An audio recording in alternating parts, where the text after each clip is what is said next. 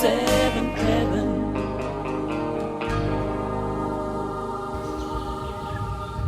Bonjour et belle fête de l'Annonciation à tous. Nous sommes heureux sous ce beau soleil de reprendre contact avec vous.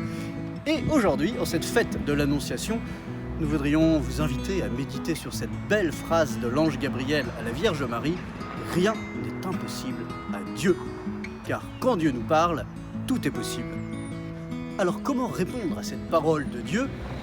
Eh bien, je vous propose d'aller à l'école de la Vierge Marie avec le chapelet expliqué par le Père Olivier.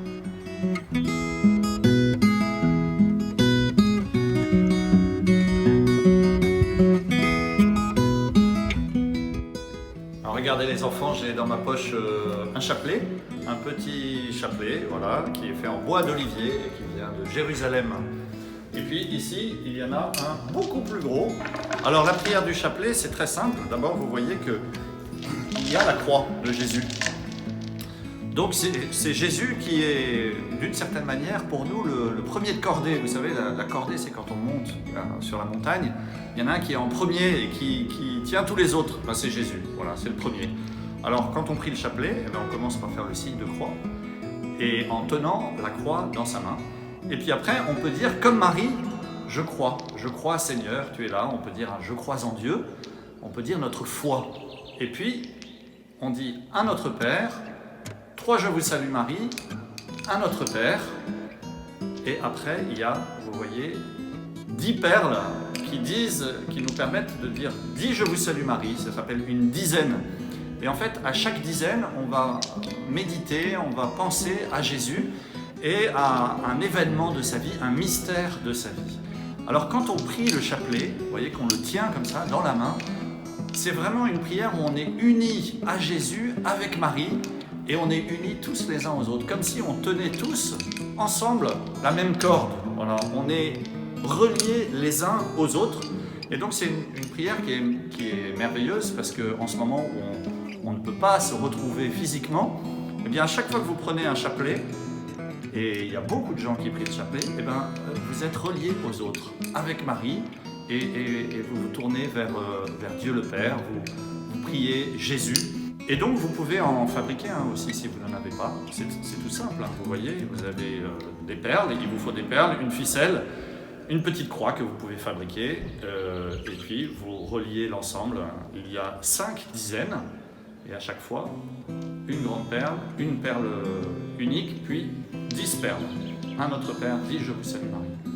Voilà, donc ça peut être une bonne occupation de le faire, de le fabriquer, et puis après de prier, unis en particulier à toutes les personnes qui sont dans les maisons de retraite. Vous savez que dans les maisons de retraite, les personnes âgées prient beaucoup le chapelet. Alors on peut prier pour elles aussi, on peut prier les uns pour les autres avec ce chapelet. Bonne prière et belle fête de l'Annonciation. À bientôt. En ce jour de l'Annonciation, le pape François invite tous les chrétiens du monde entier à s'unir dans la prière et à proclamer la grande prière des enfants de Dieu, le Notre Père. Et puis ce soir, en France, toutes les cloches des églises résonneront à 19h30 en signe d'espoir et d'unité.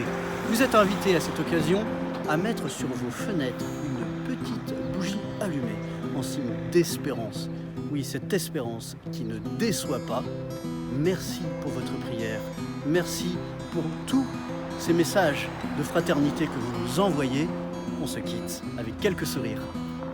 Bonjour à tous, nous à Béton ici, on pense bien à tous ceux qui sont isolés tout seuls, on vous envoie plein de courage. Nous pour notre part, ça cuisine, ça goûte et on fait de la gym avec les voisins.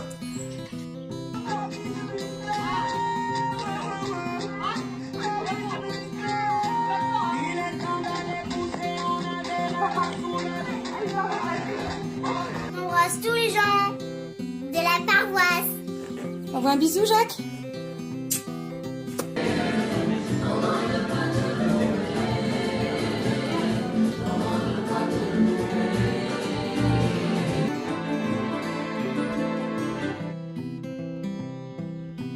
Bonjour à tous les paroissiens, tenez bon. s'il y a besoin d'aide, on est là, enfin de loin, parce qu'on doit quand même rester un petit peu confiné.